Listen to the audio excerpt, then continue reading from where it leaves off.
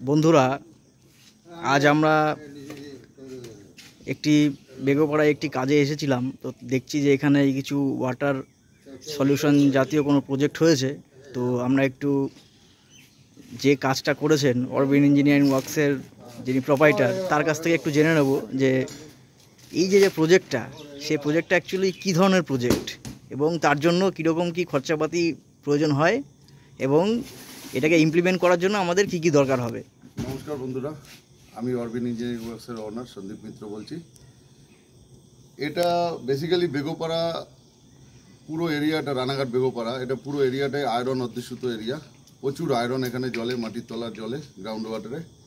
এটা আমরা যে সিস্টেমটা ইনস্টল করেছি তাতে গ্যারান্টি সহকারে ঘরে এক ফোঁটাও আয়রন যাবে না, এবং এটা খুব সিম্পল সিস্টেম, কোনো কমপ্লিকেশন নেই এর মধ্যে। সিস্টেমটা একটুখানি আমি এক্সপ্লেন করি।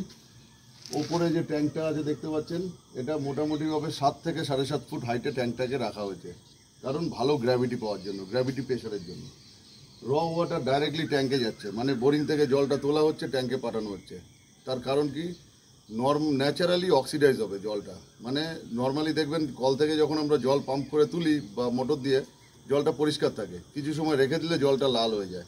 এর কারণ হলো বাতাসের সঙ্গে এসে লোহাটা জং পড়লো, বাংলায় একদম জং পড়ে যায়। লোহাতে জং পড়লে লোহার সাইজ বড় হয়, এবং সাইজ বড় হলেই সেটাকে ছেঁকে নেওয়া সম্ভব।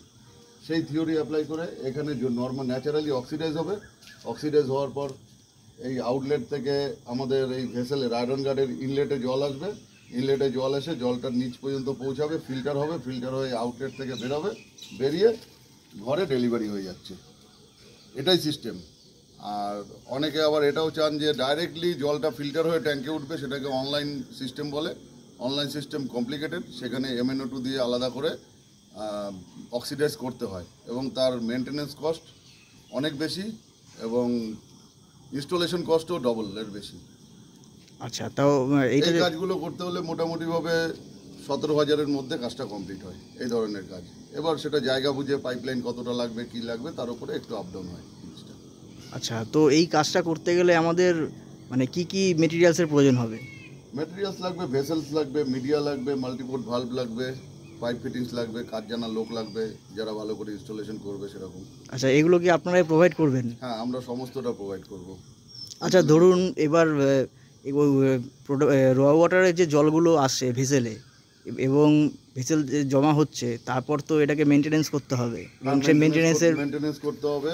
এটা এইভাবে মেনটেনেন্স হবে, আপনি একটানা 15 দিন 20 দিন ব্যবহার করলেন। এটা ডিপেন্ড করে ঘরে কতজন মেম্বার আছে, জলের কনজামশন কতটা, এর কোনো পার্টিকুলার টাইম বলাটা খুব মুশকিল। তাও মোটামুটি অন অ্যান অ্যাভারেজ 15 ডেজে একবার এটাকে ব্যাকওয়াশ করতে হবে। এটা কি আমরাই করতে পারবো নাকি আপনাদের আসতে হবে? ঘরের মানে ভদ্র মহিলা, ভদ্রলোক সবাই করতে পারবে। আচ্ছা, তাহলে একটু 18-19 বছরের বাচ্চা ছেলেও করতে পারবে।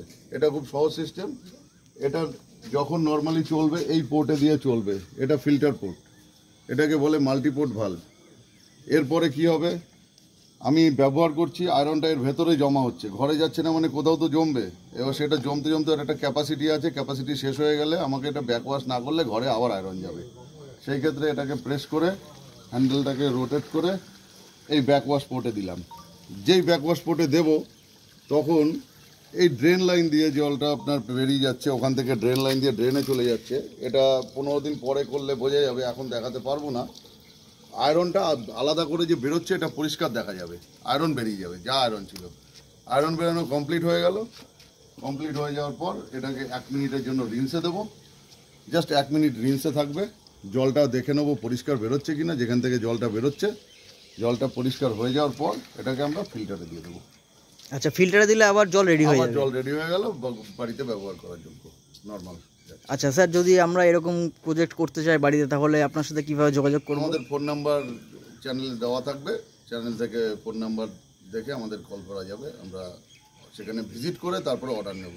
আচ্ছা, কোনো কিছু অর্ডার নেব না। ফোন নাম্বারটা একটু কাইন্ডলি বলুন। ফোন নাম্বারটা আমার 9051050532।